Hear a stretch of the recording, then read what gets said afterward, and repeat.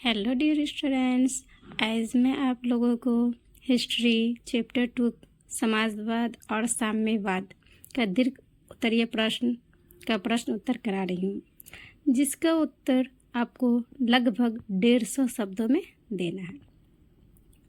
प्रश्न नंबर 1 है, रूसी क्रांति के कारणों की विवेचना करें। रूसी क्रांति के कारणों की विवेचना करें। तो रूसी क्रांति के कारण निम्नलिखित थे। रूसी क्रांति के कारण निम्नलिखित थे। नंबर 1, जार की निरंकुशता एवं अयोग्य शासन। जार कहा किसे जाता है बाबू? तो रूस के सम्राट को जार कहा जाता है।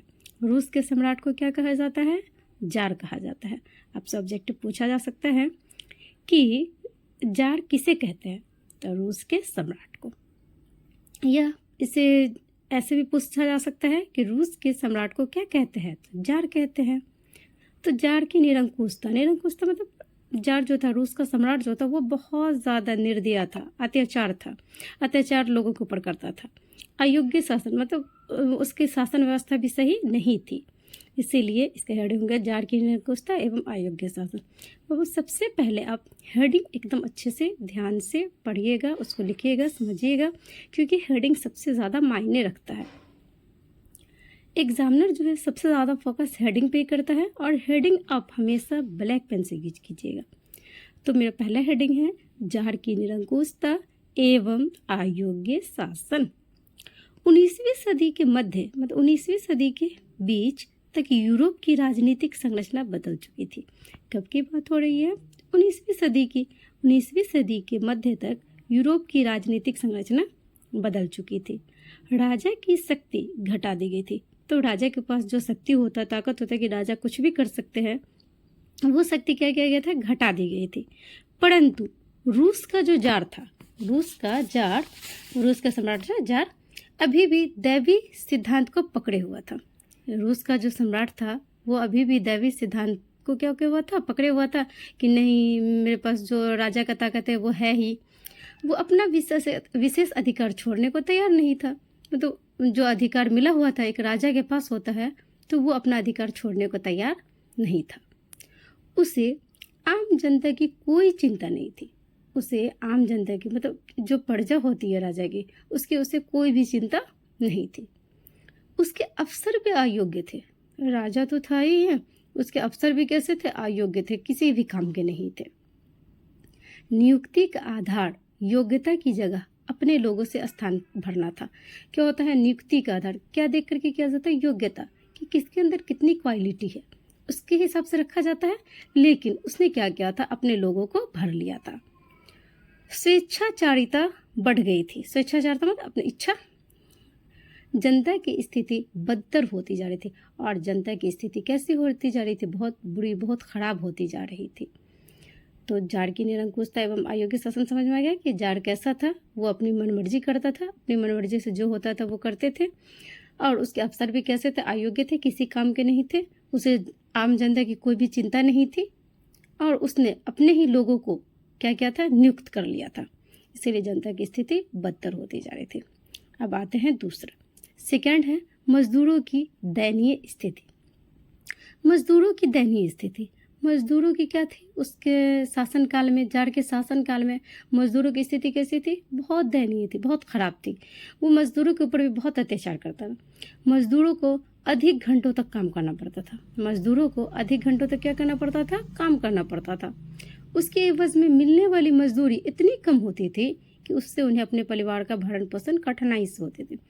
मजदूर बहुत देर तक बेचारे काम करते थे, लेकिन उसके बदले में उसे बहुत कम मजदूरी दी जाती थी। इतनी कम दी जाती थी कि वो अपने परिवार सही से नहीं चला पाते थे। उनका परिवार चलाना, परिवार का भरण पोषण करना बहुत कठिन था। उनके साथ मालिक दुर्व्यवहार भी करते थे, और उनके जो मालिक थे उसके साथ क्या करते थे? बहुत बुरा व्यवहार करते थे उनके साथ। एक तो इतना काम कराने के बावजूद मजदूरी भी कम देते थे, और उनके साथ व्यवहार भी गलत करते थे। हड़तालों पर प्रतिबंध था, रोक था। उन्हें राजनीतिक अधिकारों को कौन कहे? उन्हें जो राजनीतिक अधिकार मिला हुआ था उनको कौन बताए, कौन कहे। किसी प्रकार के अधिकार प्राप्त नहीं थे, मजदूरों को किसी प्रकार का अधिकार नहीं दिया गया था। इस कारण मजदूर जो है बेचारे बहुत परेशान रहते थे, छुप में तो परेशान रहते थे। तो मजदूरों की हालत भी कैसी थी, बहुत दयनीय थी, बहुत ख़राब थी। मजदूर बेचारे बहुत परेशान थे। जितना समय होता था उससे अधिक घंटों तक काम कराते थे, उसके बदले में उसको मजदूरी कम दी जाती थी। बेचारे अपने परिवार सही से नहीं चला पाते थे, अपने परिवार का भरण पोषण सही से नहीं कर पाते थे, और उसके ऊपर से उनके मालिक उनके ऊपर बहुत अत्याचार करते थे। हड़ताल भी बेचारे नहीं कर सकते क्योंकि उन पर रोक लगा हुआ था। उनके राजनीतिक अधिकारों को कौन कहे, किसी प्रकार का अधिकार प्राप्त नहीं थे। इसी वजह से बेचारे मजदूर जो है वो बहुत परेशान रहते थे। नेक्स्ट है हेडिंग औद्योगिकरण की समस्या। औद्योगिकरण की समस्या कैसे हो गया, तो देखो, यूरोपीय देश जहां औद्योगिक क्रांति का लाभ उठाने में लगे थे, यूरोपीय देश जो है वो क्या चीज़ का लाभ उठा रहे थे, क्या चीज़ का फायदा उठा रहे थे, औद्योगिक क्रांति का। वहीं रूस में औद्योगिक पिछड़ापन व्याप्त था। यूरोप एक तरफ औद्योगिक क्रांति का फायदा उठाने में लगा हुआ था, लेकिन रूस जो है क्या था, औद्योगिक पिछड़ापन में व्यस्त था। बता, वहाँ चूंकि पूंजी का अभाव था, वहाँ क्या था, पूंजी का, पैसे की कमी थी, जिससे विदेशी पूंजी के बल पर कुछ उद्योग थे। विदेशी पूंजी के बल पर क्या थे, कुछ उद्योग थे, लेकिन वे खास खास स्थानों पर ही अवस्थित रहते थे। मतलब पैसे के बलबूते पे तो थोड़ा बहुत रखे हुए थे, लेकिन वो हर जगह नहीं मौजूद होते थे, कुछ खास खास स्थानों पर रहते थे। विदेशी पूंजीपति अपनी आय बढ़ाने के चक्कर में मजदूरों का शोषण करते थे, और विदेशी पूंजीपति जो होते थे वो अपना इनकम, अपनी आय बढ़ाने के चक्कर में मजदूरों के ऊपर अत्याचार करते थे, उनसे बहुत काम करवाया करते थे। अभी जस्ट पढ़े हैं, उनसे बहुत मजदूरी ली जाती थी, बहुत काम करवाया जाता था, पर पैसे कम दिए जाते थे। काम समय से ज़्यादा कराया जाता था, लेकिन पैसे कम दिए जाते थे। मजदूर असहाय थे, बेचारे मजदूर जो है वो असहाय थे, लाचार थे, मजबूर थे, और राजा बेफिक्र था। सर्वत्र मतलब सभी जगह असंतोष व्याप्त था, सब जगह सभी जगह क्या था, असंतोष फैला हुआ था। नेक्स्ट है रूसीकरण की नीति। रूसीकरण की नीति, रूस में अनेक राष्ट्र के लोग निवास करते हैं। रूस में अनेक राष्ट्र के लोग क्या करते हैं, निवास करते थे, रहते थे। ये विभिन्न भाषा बोलते थे, सभी तरह के लोग रहते हैं तो सभी तरह की भाषा बोलते हैं। तो रूस में अनेक राष्ट्र के लोग निवास करते थे, ये विभिन्न भाषा भी बोलते थे, और इनके रस्म रिवाज भी अलग अलग थे। अलग अलग तरह के लोग रहते हैं तो अलग अलग भाषा भी बोलेंगे, अलग अलग रस्म रिवाज भी होगा इनका, तो और इनके रस्म रिवाज भी क्या थे, अलग अलग थे। लेकिन जार का यह कानून कि सबको रूसी पढ़नी और बोलनी होगी, जार तो था ही अत्याचारी, निरंकुश। उन्होंने क्या कहा कि सब जितने भी लोग यहाँ रहते हैं, रूस में रहते हैं, सबको रूसी पढ़नी भी होगी और बोलनी भी होगी।